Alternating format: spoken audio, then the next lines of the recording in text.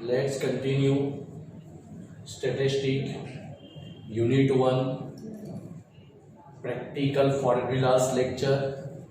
इसके बाद मैं सम भी आपको इसी प्रकार सॉल्व कर करके वीडियो भेजूंगा। नेक्स्ट वीडियो के आने के पहले आप लोगों को सबसे पहले फॉर्मूलाज लर्न करनी है, क्योंकि स्टैटिस्टिक में अगर आपको सूत्र आते हैं तो हम कोई भी दाखला इजीली सही तरीके से कर लेंगे। अब ध्यान देना, सबसे पहले हम लिखेंगे कोरिलेशन। कोरिलेशन ऑलरेडी मैंने थियरी इसको आपको एक्सप्लेन कर दिया है। कोरिलेशन, तो correlation is denoted by R, या तो आर एक्स वाई, आर या तो आर एक्स वाई के तौर से कोरिलेशन को डिनोट किया जाता है। कोरिलेशन को डिनोट किया जाता है। क्लियर। अब इसकी फॉर्मूला क्या है, तो कोरिलेशन की फॉर्मूला जो आपने 12th कॉमर्स में पढ़ी थी वही थी, sigma x minus x bar into Y minus Y bar divide by root में sigma x minus x bar square into root में sigma Y minus Y bar square upon है। क्लियर। दूसरी formula क्या है, R is equal to N sigma x Y minus sigma X into sigma Y divide by वर्गमूल में root में N sigma X square minus sigma X bracket के बाहर square multiply by root N sigma Y square minus sigma Y the whole square. इसको alternate formula बोलते हैं, इसको Karl Pearson की प्रोडक्ट मूवमेंट फॉर्मूला बोलते हैं। उसके बाद आता है R is equal to co X Y divide by S X into S Y, जहाँ पे कॉ एक्स वाई का मतलब होता है कोवेरियंस एक्स वाई। कोवेरियंस का मतलब होता है सविचरण एक्स वाई। एस एक्स का मतलब होता है standard deviation of X, X નું प्रामाणिक विचलन, standard deviation of X. S Y का मतलब होता है standard deviation of Y, Y નું प्रामाणिक विचलन। क्लियर। उसके बाद R is equal to sigma x minus x bar into Y minus Y bar divide by N into S X into S Y. R is equal to sigma x minus x bar into Y minus Y bar divide by N into S X into S Y. और formula आती है R is equal to sigma x Y minus N into x bar into Y bar divide by N into S X into S Y. Sir ये सब formula बेटा, इतनी formula तो आप लोग ऑलरेडी 11th कॉमर्स में पढ़ के आए हो। अब आती है तुम्हारी मोस्ट टाइप फॉर्मूला जो तुम्हारे लिए नहीं है। R is equal to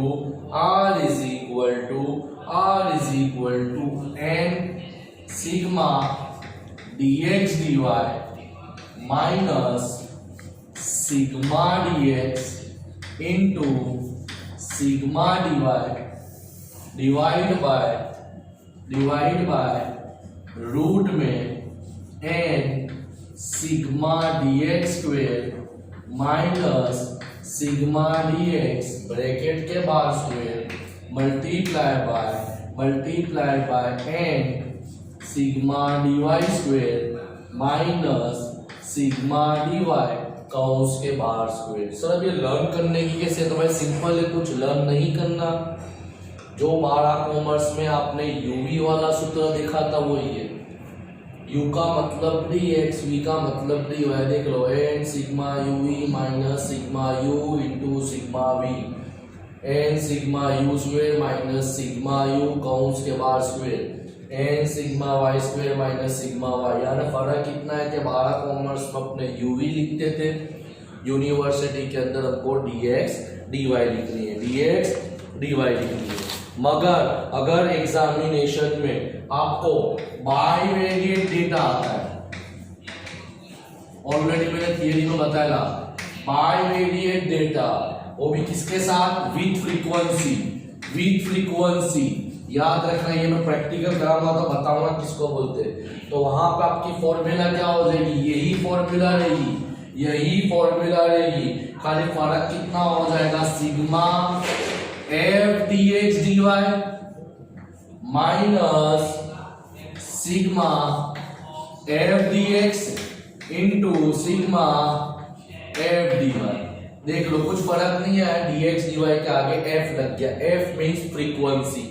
अगर तुम्हारा फ्रीक्वेंसी वाला सम आता है बाइवेरिएट में तो ये फॉर्मूला लगेगी, n sigma f dx square minus sigma f dx काउंस की बार square into n sigma f dy square minus sigma F D Y square.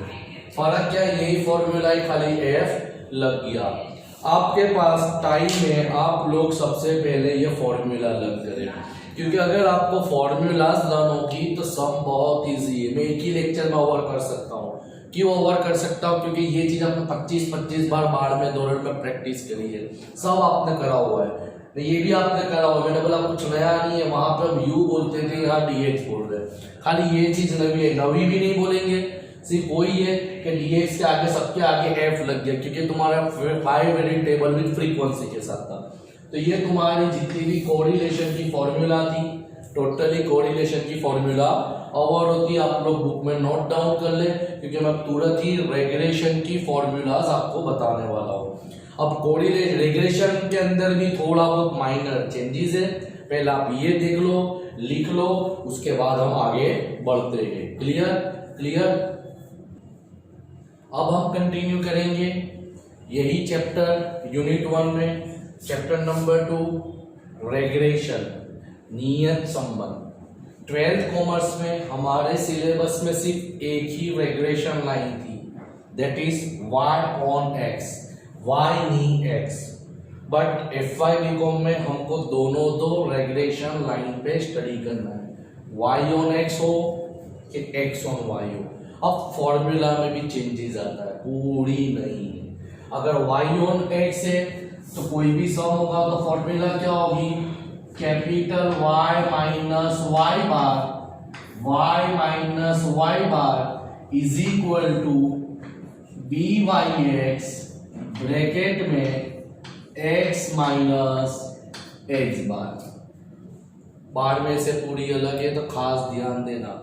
y on x की फॉर्मूला क्या है कि y minus y bar is equal to BYX x into x bar. अब सवाल आया सर BYX के साथ ढूंढेंगे, तो कुछ नया करने की जरूरत नहीं है, मैं यहाँ b की फॉर्मूला लिख देता हूँ कि BYX के साथ ढूंढेंगे। सर ये तो हमको आता है, जो तुम पहला स्टेप करते तो वही है, BYX is equal to x minus x bar into y minus y bar divide by sigma x minus x bar square. Sir हम 12वें में तो ये भी करते थे, a is equal to Y bar minus B X bar, Y cap is equal to a plus B X. बेटा first year के अंदर हायर स्टडीज में ये दो स्टेप की जगह इसने ले ली है, यानी डायरेक्टली तुमको क्या करना है कि BYX ढूंढना है, ये फॉर्मूला में डाल देना, तो जो दो स्टेप करते हैं तो वो ये स्टेप में अवॉइड हो जाएंगे। क्लियर। पहला BYX ऐसा ढूंढेंगे, दूसरा BYX के साथ ढूंढेंगे। दूसरी फॉर्मूला है n sigma x Y minus sigma X into sigma Y divide by n sigma X square minus sigma X the whole square. बस अधूरी है, इसके लिए तो बोलते क्या BYX मल्टीप्लाई बाय BXY को रूट में डालेंगे तो कोरिलेशन बनेगा। क्लियर। तीसरी फॉर्मूला है BYX is equal to cos xy divide by sx square. क्या बोलेंगे एस एक्स स्क्वायर। अब यहाँ पे तुम्हारा एस एक्स स्क्वायर का मतलब होता है variance of x, variance of x. विचरण, वो प्रामाणिक विचलन था। कोरिलेशन हो तो स्टैंडर्ड डेविएशन देखा जाएगा, रेग्रेशन होगा तो वेरिएंस देखा जाएगा। आगे बढ़ते हैं। B Y x is equal to sigma x minus x bar into Y minus Y bar divide by N into S X square. Clear? आगे B Y x is equal to sigma x Y minus N into x bar into Y bar divide by N into S X square. Sir एक भी चीज नहीं है, जो correlation में थी वही थी, पर तुम 12वें दौरान में इसके बाद 2 स्टेप करते थे तो तुम्हारे बी ढूंढने की ये सब अलग अलग फॉर्मूला है। उसके बाद ये कैसे सॉल्व करेंगे बस आपको याद रखना है कि वाई ऑन एक्स है तो वाई माइनस वाई बार पहले आएगा। अब उसके बाद दूसरी formula n sigma d x D Y minus sigma d x into sigma d y divide by N sigma d x square minus sigma d x the whole square. कुछ नया नहीं है, सब कोरिलेशन का ही है। तो ये आपकी फॉर्मूला नहीं, ये कौन सी चीज है जो बीच का बी लिखा है ना, ये सब ढूंढने की फॉर्मूला है। क्लियर? ये सब रीता 12 कॉमर्स में पढ़ चुके हो, मगर यहाँ पे एक नवी चीज आती है जो हमने आगे कोरिलेशन में भी देखी, बाइवेरिएट विद फ्रीक्वेंसी। अगर आपको बाइवेरिएट टेबल विद फ्रीक्वेंसी दिया जाता है तो आपकी बी वाई ढूंढने की फॉर्मूला क्या हो जाएगी, मैंने पहले ही बताया, डी एक्स डी वाई के आगे एफ लग जाएगा minus sigma F D X sigma F D Y. कुछ नया नहीं है, M F D X square sigma F D X कौंस के बाद से।